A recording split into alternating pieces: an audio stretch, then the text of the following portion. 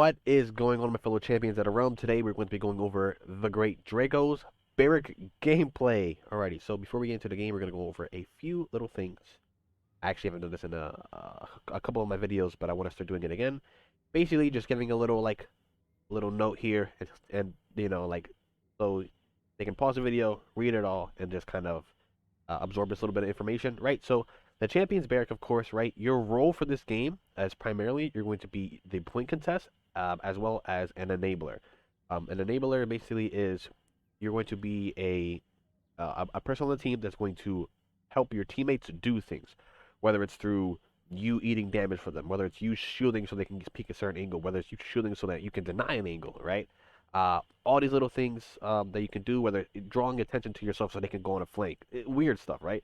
Like any way that you can help your teammates get more value, that's going to be your role, right?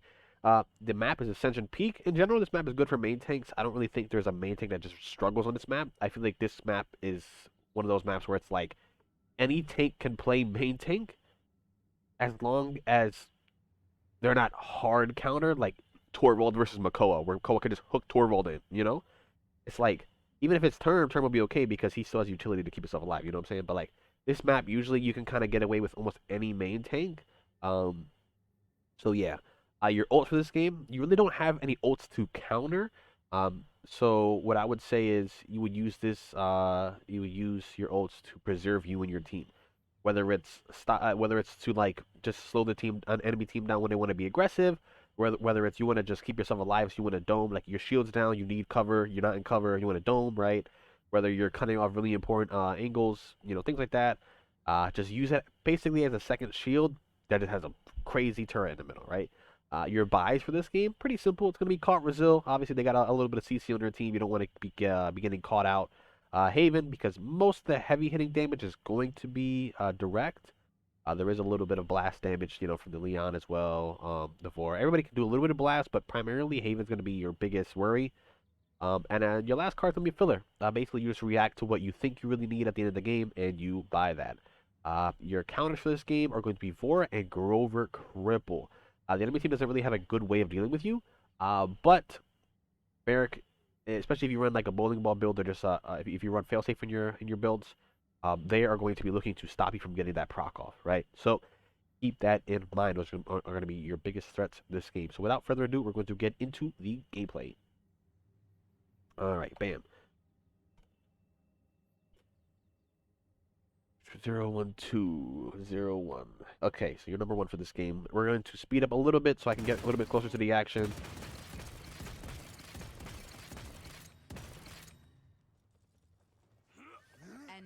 Slow mo to check your build out real quick. Okay, you are running Fortify. They do have a good amount of poke, but I might have opted out for the arc to do more damage. But I think Fortify is good though. I think Fortify might be the buy. You do start with Cart Brazil, which I really do like. Max HP, a little bit of healing off of. I don't think this card is worth if it's at 1. I would honestly prefer you to put in another card. Yeah, like you got 4 at 1. Like I don't know if this is very valuable if it's at 1. It's 50 health per second, so you get a total of 150 health. When you could probably just change that card out, unless or maybe lower your health. I don't know. I'm not a big fan of running this card at 1 though. But let's see. For your positioning here. Looks like your team is playing right side, so I would say you literally just walk onto point here and play this right statue. Yeah, so you play this right statue here, and you just chill, right? You don't really need to do much. You just early contest, and if you feel like you need to step off, make a play, you can do that, right? But keep in mind these statues are this mid is very huge, and these statues are going to be your best friend. Just to make sure that you're abusing them to the best of your ability. A little bit. So right here, I'm not a big fan of you coming all the way out here. I feel like if anything, like the con should be hard rotating, so you should be starting more around point because you can still look for when you're on point here, you can still get dismounts here. Oh, you can't see red. You can still get dismounts here, here, and here, and even here, right? So by playing the point, you still get pretty good angles. But now that you're over here, if Khan wants to play point, I get it. But I wouldn't hard commit onto these guys. One, because I really don't want you to leave Saris's LOS. So if anything, I'd probably play this corner right here. Gives yourself some natural cover, so you're not forced to use your shield. You can get the dismounts if you really do need to, and if you need to retreat, you have somewhere to go here. You got this rock to play around, as well as you can go this direction as well. But you play really aggressive here, and what this does is it puts you in a position to where you're going to be forced to use your cooldowns, right? And as you can see, your team has created a shell around the Ceres, but you're over here, right? So now you're going to have one, two people guaranteed looking at you, and maybe even three from this angle here if she walks down, and you're going to be in a very tough situation. Yes, this creates a 4v2, well 4v3 in a sense, right? But he can easily back out. He has cooldowns to back out too, and then you're gonna be forced to hard back out here. But I don't know. You have no help compared to they have help for each other. How do I? Okay. So Zen gets punished, and now you're back on point. And now enemy has angles here, and you guys don't have any angles, right? And then you pop your shield here when you're basically full in the end.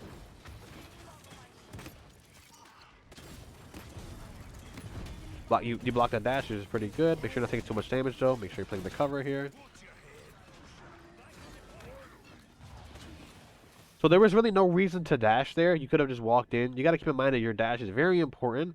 It's going to be giving you shields and healing, right? So you kind of want to use it when you actually need it. I guess it's okay because you're going to give yourself a little bit of health as well as shields to fight this over, but you're not going to have it if you need to get out, right? So keep that in mind. I don't want you to shield to block damage. You need to start thinking about shielding to block lines of sight, right? Because you pop the shield and then Grover just walks away, so now that shield does nothing. And did you really need the shield? Were you weak? No, right? So I want you to think a little bit more about that shield, right? So instead of being there, you could have been here, pop, pop, pop. Oh, there's three guys here. You can do this. You can pop shield here. So now, not only can they not damage you, but they can't peek this doorway unless they walk through, right? So now you got a little bit of cover as well as you're blocking the doorway, so your teammates that are across cannot be crossfired. See Grover ran away. Horror 1, nice good reaction. You can push his Grover. Grover dead, good. Now to start peppering down this Nando. I'd put turrets down so you get the healing as well. Oh, dash! Oh. So, difference between, like you probably could have played a little closer to the statue and just kept bullying the Nando and kept turning around here. You played in the open when you didn't have shield and you got burned for it.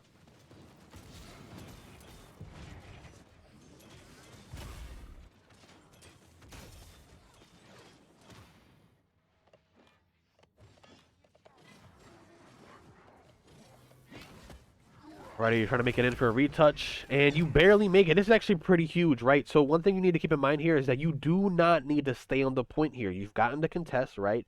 So you have two options. You can hard sit point or you can get out, right? In my opinion, the overtime timer is going to be really long. So as soon as you touch here, I'm dashing out. Right? I'm dashing out, and I'm putting a little turret here, and I'm just boxing her for a little bit, boxing her for a little bit, and I'm going to walk back in with shield, right? Basically, you'll get two touches. So you touch, a timer will go on, deplete, deplete, deplete, deplete, deplete. You touch again, it starts up again. And by that time, if your team doesn't come back, bro, it's not your fault. You've done your job, right? Your job right now is to buy enough time for your team so they can get on the point without you dying. Because right now, if you just hard sit here, I think they might kill you. At least Devora.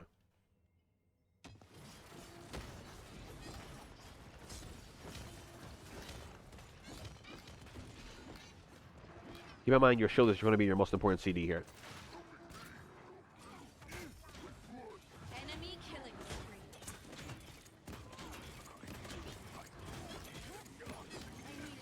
So, you need to keep in mind of zones, right?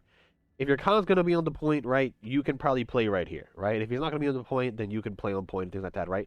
Look at this guy. How did he get through, right? So one big tip I want players in general to realize when it comes to like winning more games because you're playing smarter is, so let's just say the spawn right is right here, right? If you are the enemy, you can get to point this way, right? You can get to point this way, right? You can get to point this way, right? You can go here. Go here, right? Here, right? There's so many ways, right? I mean, there's not ways, but there's different paths, right?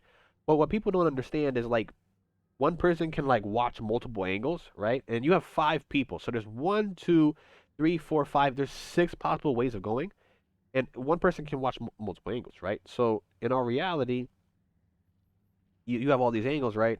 But you have you have Khan here, and Khan can watch 1, 2, right? And then if you play, and you have a DPS that's probably playing like around here, or Khan, and then they watch this one and this one, right? And if you're playing like on point or this rock, right? You can watch here and then here, and if your support's on point, they can watch this, right? And then they can notify you if somebody comes, and then you blah blah blah, right?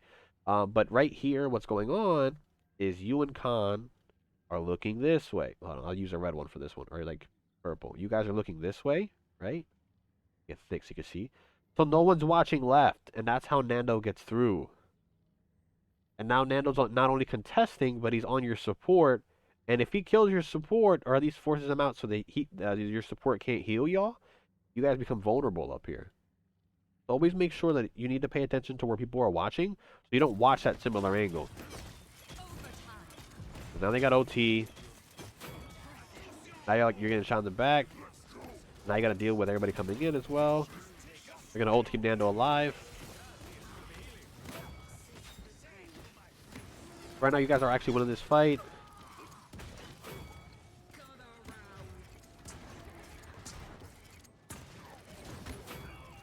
But Nando buys enough time for Ashe to get back. If Ashe touches, she'll be able to get her ult. Yeah, so better players probably would have retook that and probably would have won.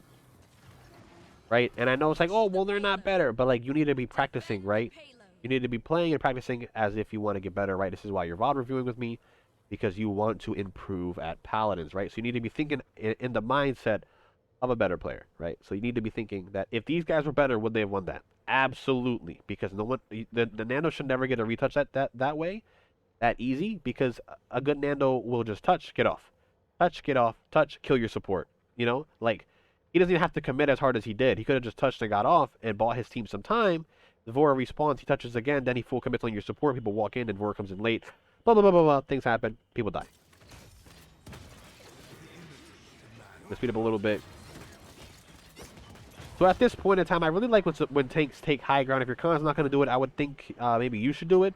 The card's really far back, so your support's not really in the threat of being killed here. It could be really nice if you get up here and maybe place a shield for your Zen to peek, or even right here and get an amazing angle with your shield for Zen to peek, right?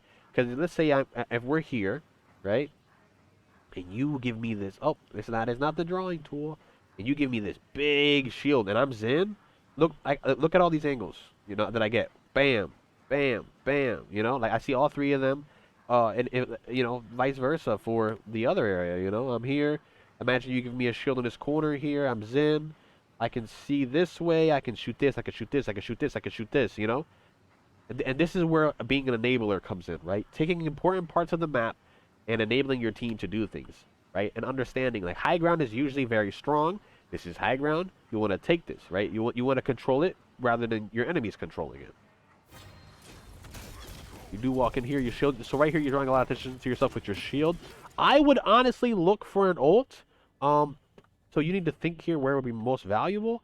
If I'm you, I honestly might look to like walk here and pop dome, right? And then it gives like a little bubble for your Zen to walk down into, and now Zen can fight things from the bottom of the stairs. And there's people stacking there. So if I'm you, I'm walking against the wall towards the Nando, popping dome. So we don't do it, right? They end up killing your Zen because I think he backs up, or I don't know where he goes when he should have maintained high ground. But yeah, right now what you guys are doing, the word for it is called dry pushing, right? It's when you don't use any ults to make things happen. Now, Khan uses one, but it's too late. But yeah, so you're dry pushing. That your dome should have came out there and would have gave your team a lot of space to work with.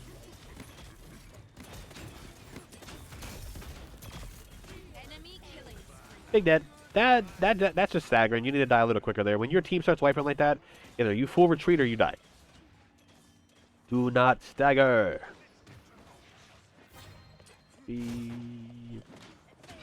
Alright, so now we're back. You ignore the people on the left. So right here, you need to think, right? Like, what is you doing this giving you, right? It's gonna pull attention away so that the Ashe can be focused, but it also puts you in a really risky position, right? Do you really need to go this deep? Not really. You probably could have gotten the same thing done from playing right here and just cross-angling them, but just be careful with how deep you go because you can get caught out. You could have already been doing damage.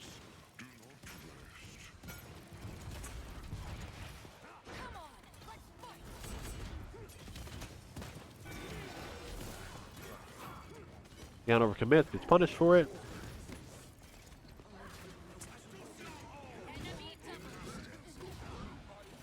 Right here, this is good. I like that you're leaving early to get on the point. This is good. You're gonna get card pushed. But look at your team though, because if they can get on the point here, you get to even more space. There's a Aura back there. Sarah's on point. If I walk up a little bit, deny this Leon space. She dies here. Good job.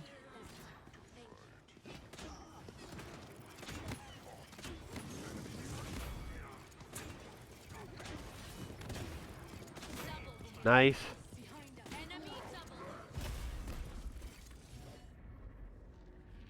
What?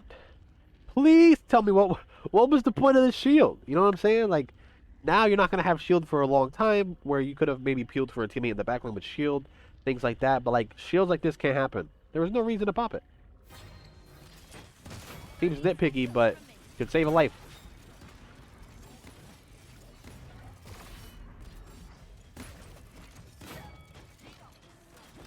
Right there, you could have shielded for your con as a case. 15 seconds remaining. 10, 9, 8, 7, 6, 5, 4, 3. Playing really aggressive here, right? So by you doing this, right, when the card has to be contested, you're basically forcing your con to contest the objective, right? When you're better at contesting and he's better at being aggressive, you're forcing him to do something that he's not really suited to do. He is, but he also isn't. When you honestly could have just domed in mid, and then your team could have been super free because it blocks the LOS. Like, if I'm you, like, you could honestly hop on top of the car, and you could pop dome so it's a little bit bigger, right? So imagine this. So normal dome is probably like this big. Well, it's a little bigger than that. It's like this, right? But if you hop on the car, it becomes like this, right? So basically, you can block this whole mid entrance, like near the front, and then like your team can just free fire on them because there's no way the enemy team can deal with it, right? So I want you to think a little more about how can I make my team's job easier instead of I'm gonna flank, I'm gonna kill, because that's not always gonna work. You know what I'm saying? Sometimes it's better to create opportunities for your team, especially as a tank, as a support, instead of trying to do everything by yourself, especially if you're a main tank. One problem that I had as a main tank when I was competing was that I tried to do too much by myself. Sometimes doing nothing is better than trying to do something because sometimes it leaves your team open, it gets you killed, or it just doesn't make sense as a unit, right? So I feel like this is one of those situations where you can easily push this in if you give your team a dome. Ashe is playing really aggressive. They're going to farm your con. You're forced to come back anyways. Now it's just really hectic in the backline. You're surrounded, taking a lot of damage. Shield's not going to really do much. Now, instead of you contesting the point, your DPS and support is. And now you're going to lose this. So you see what I'm saying? You could have easily domed, fought the tanks.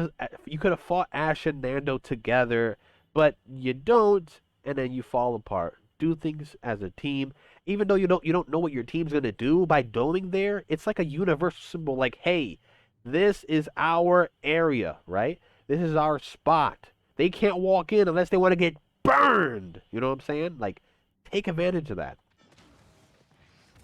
I'm bringing the heat. You know what I'm saying? Like, big bubble. Do la damage. Take advantage. Alrighty. So, let's look at your buys. Alright, so you finished caught 3. You got Brazil 2. Very, very good. Now, honestly, you probably save up for Brazil 3, or you can start buying Haven. You might not need Brazil 3. Honestly, I don't feel like you're getting punished a lot, so you could probably just save. It's still early game, and maybe go for some Haven buys to make you a little bit tankier. So, I would like to see you play point this time, but if your con's there, feel free to take a different angle. Just don't go too deep without your team. Alrighty, you're rolling out to the point here. Looks like you're going to be starting on the objective this time. Con's looking like he's going around. So right here, you didn't even check to see what Con was doing, right? Looks like he's going to go right side, right? You know they're going to go left. You can dismount them from right here or here. You don't need to meet them at this angle, right? Because what's happening is they are capping for free. And basically, so when it comes to Paladins, it's a 5v5.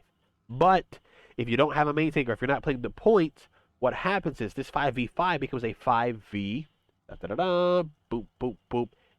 I'm waiting for the answer. 6. Why? Because you're fighting 5 enemies and the timer, right? This timer can quickly become your ally or your enemy very quickly. Why? Because it will force you to play in a predictable and, you know, a straight up manner, right? If they get 90%, you need to contest. Because if you don't, they capture the objective and now they are winning the game, right? So you got to understand that it's not just a 5v5 because these little bars here are actually very important and they can become your teammate or your enemy very quickly, like I said. So keep that in mind. So you do dismount them this time, which is nice, but at the end of the day, they're very mobile, so they can kind of just close the gap if they really needed to anyways. But it is good that you dismount them. So now you're playing around the point. You're not on the point, though, and you're very split from your team. Look at your team. 1, 2, 3, 4. They're playing together. 1. Right? And even though these guys are spread, they're still more compact than you guys are. In a sense of, like, you're here, they're there, right? Honestly, Nando shouldn't really be this close. Nando should be playing, like, probably, like, into you, low-key, and just messing with you. And Grover should be here. And then Leon should be, like, over here or something. But, yeah.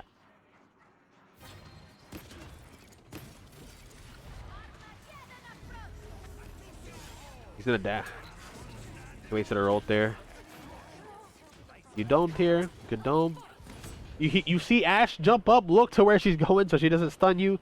If she is 1 inch over, you get stunned there. And I guess it doesn't really matter because you're in bubble, but your bubble's probably going to end in about a second. And it does, right? So, like, just make sure you're not getting stunned if you can avoid it. Good push on this Grover here. Really good.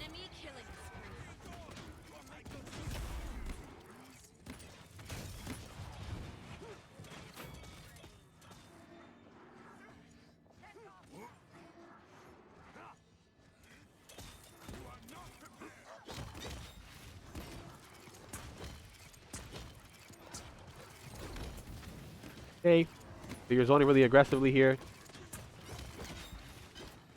So, one thing that I would recommend is, like, you like to use your cooldowns very aggressively. So, like, instead of running, like, a build like this, lower this, take this card out, and put the card where when your turrets get destroyed, it reduces your cooldowns, right?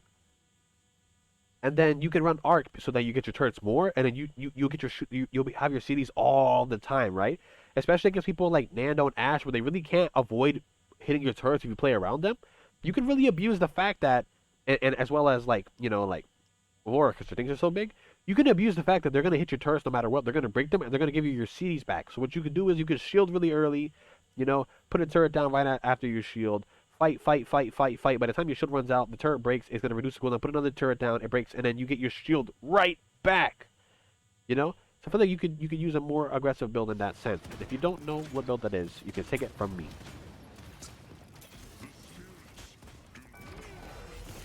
Really aggressive here. You do pull out a note, which is nice, but you're probably going to die up here unless you seriously get an angle on you. And it doesn't seem very likely. Oh. So you do die, but you do pull a note for it, right? They should get the trade on this Nando here. And I feel like your team wins here. Like, I feel like you were a little too aggressive, but it ended up working out. And they can kill the Nando. And the enemy doesn't touch, so you cap, right? So I feel like that aggressive push turn wasn't as bad as some people might take that. But be careful. Play a little more cover. You, like, try not to die there, you know?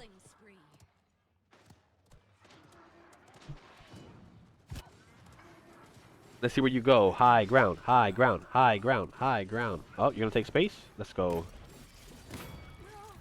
So the reason I say go high ground here is because the card is so far back that you playing super far up is, you know, can or cannot do too much.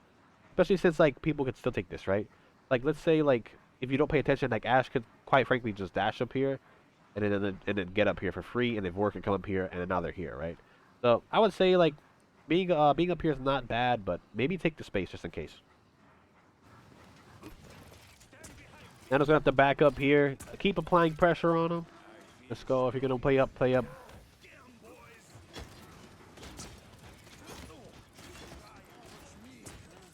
So right here, a great way to not give her shield value is to not peek it, right?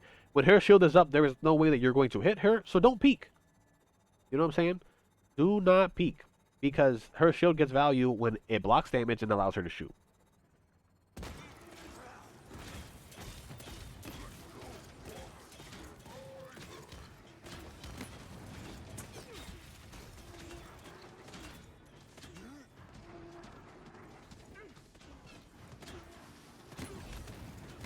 I like this play here. This is good because you're creating a cross angle here. Big pull by your Ceres.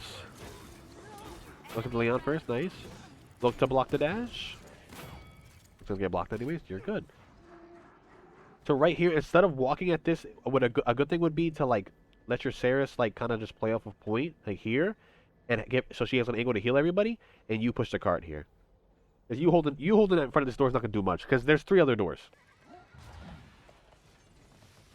Basically, your dash there when you could have held on to it. They don't touch anyway, so it doesn't matter as much, though.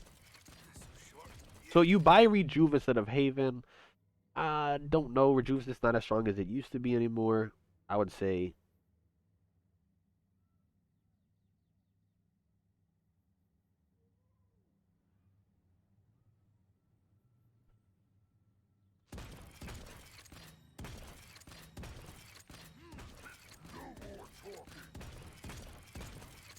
Capture point Yeah. spawning. I would prefer Haven here.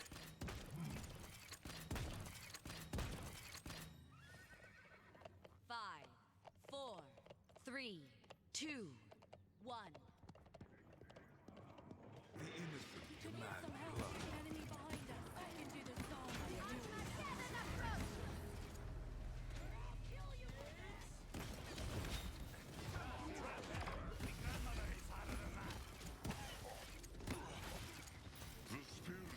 An enemy is unstoppable. Come on, let's fight. Look, you're playing the point, man. This is amazing. Like right here, instead of just sitting there, you could have walked up and you could have domed behind your teammates so they could back up into it.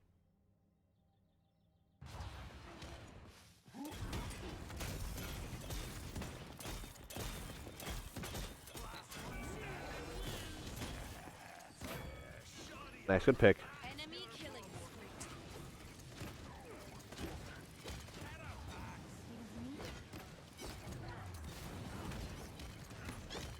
So, just a quick little thing, right?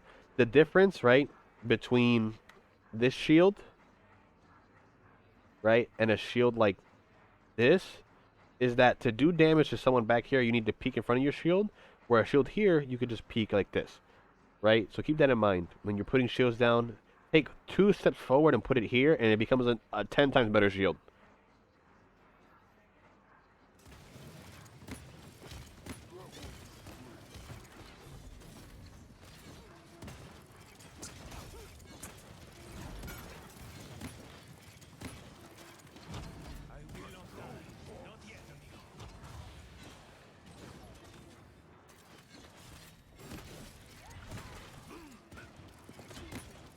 I needed that. So right here, you're playing like an off tank here, but you are actually contesting something, so it's not the worst. But keep in mind that they're capping the point. Touch! Oh, never mind, you don't have to touch there. Good kill.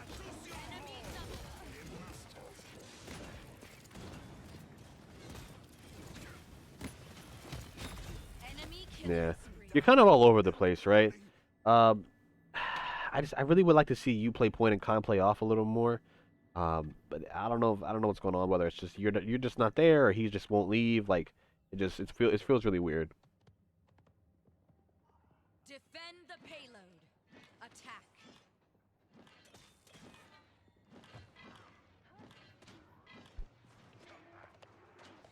All right.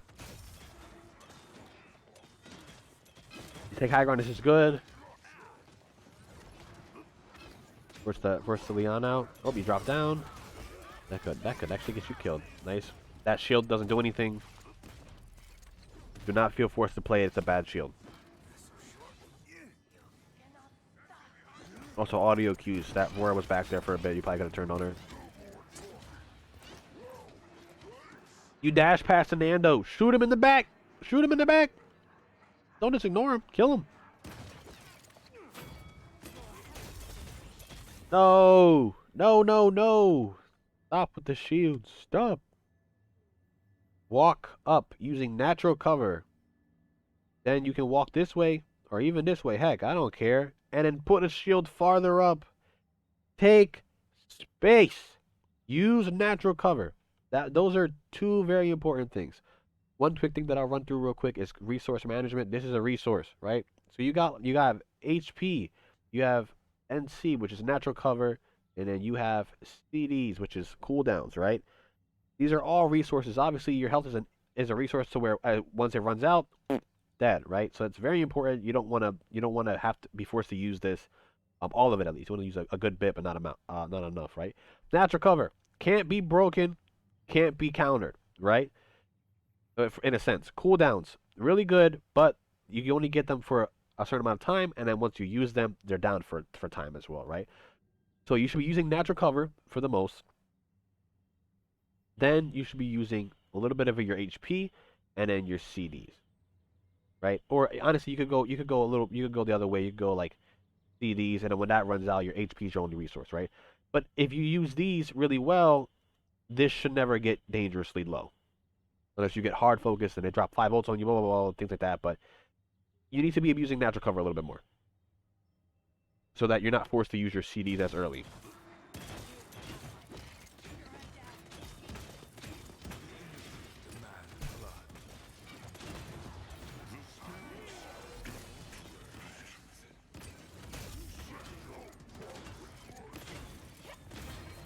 A minute 30 if you want to use your ult here, I wouldn't blame you. But you are down 2, so do not. Not going to give you enough value to be worth. You're going to die here. Oh, Stairs heal OP with a con shout. Incredible. Looking at your team's ults. I'm assuming that he's not running Geo, but I'm not sure. I can check real quick. He isn't, right? So when it comes to importance, this is the most important ult. Your ult's okay. This ult's okay. This ult's okay. So like you don't have a lot of like important ults, right? Other than Khan, right? So if you want to drop your dome here, I think that's fine because by the time your dome's like by the time this is over, he'll have ult back, he'll have ult back, and he'll have ult back, right? So I would say hold this choke. Don't give up this choke for free because even though you won't have your ult for mid, or maybe you'll be like really close, your teammates will have theirs. You don't want to give up the space for free though. Yeah. So you dome in the middle, right? When in all reality, you could have domed right here.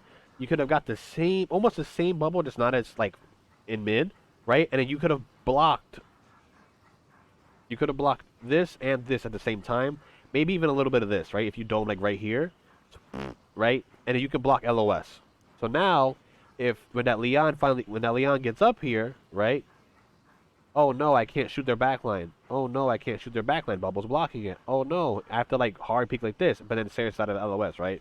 But like, you could have domed like right here and then blocked a good chunk of this. Let's see, hold on. From the bottom, let's see how many clicks it's up. Oh, 1, 2, 3, 4, 5, 6, 7, 8. So 8. So if you dome here, 1, 2, 3, 4, 5, 6, 7, 8. So the dome should be about the middle of the window. So the peak would be here. So about. So yeah, but you could obviously step out a little bit, so it would block this naturally. But yeah.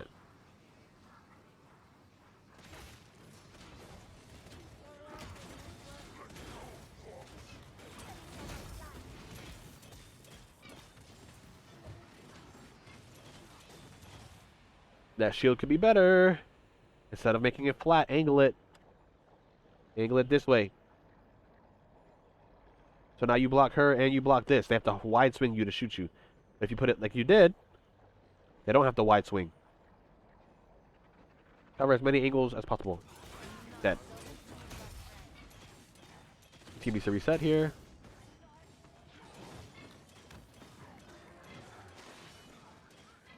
Looking like they're gonna push this in. Double kill.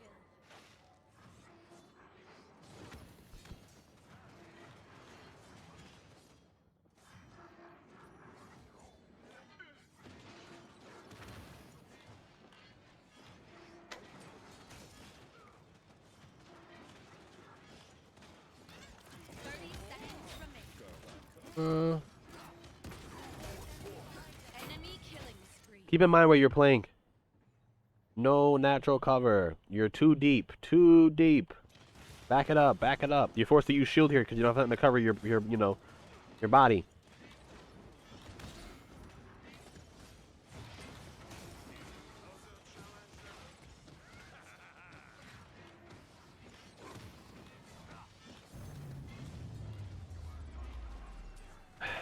Natural cover, natural cover, natural cover, natural cover.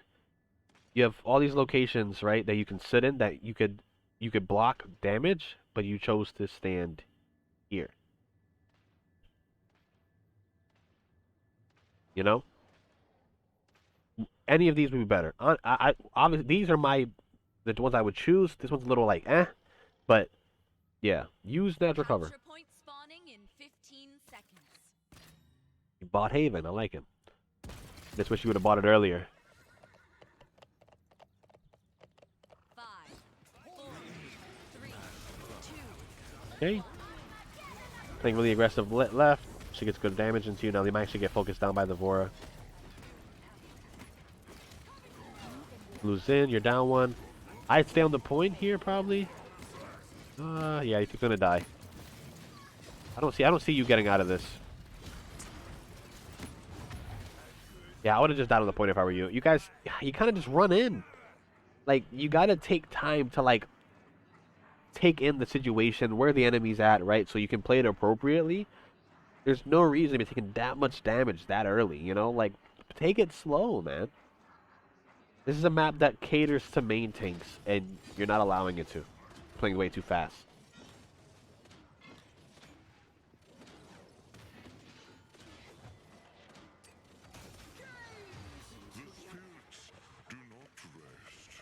Enemy double kill. Help the front line. Why?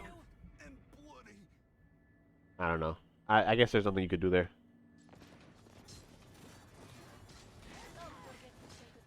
Defend. Push the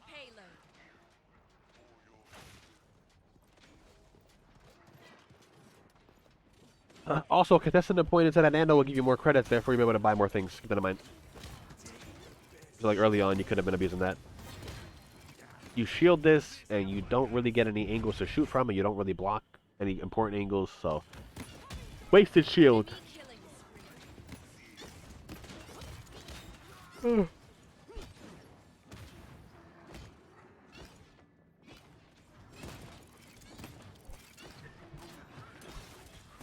You're playing off lane.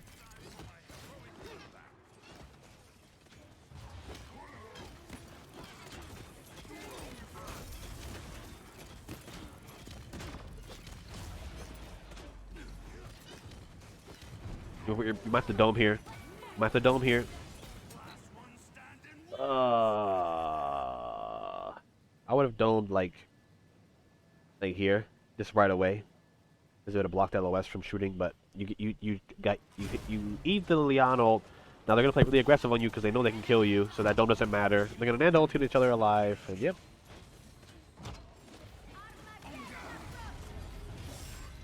Enemy killing spree. Enemy killing spree. Yeah. So, man. So your job this game, your role, is to be a point contestant slash enabler, and you really didn't do a lot of either of those, right? So that's why you end up losing, right? You're not contesting the point when you need to be, and you're not enabling your team in safe and smart ways, right? When it comes to your ults, I feel like Barik ult's a hard ult to use because you feel like you need to get so much impact out of it when you really don't.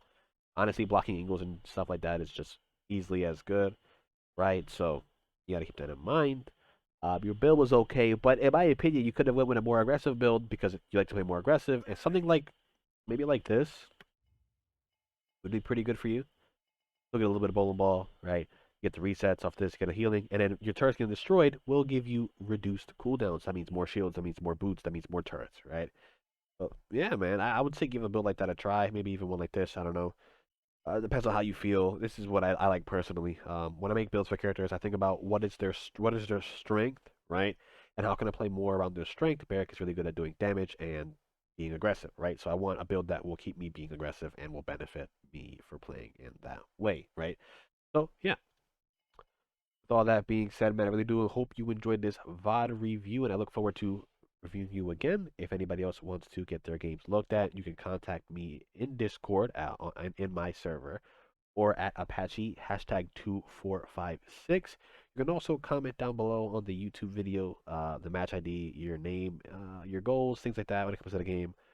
Or you can send me a link in YouTube or Discord of your unlisted YouTube video, right? So I will see you guys in the next one, and peace. Take care.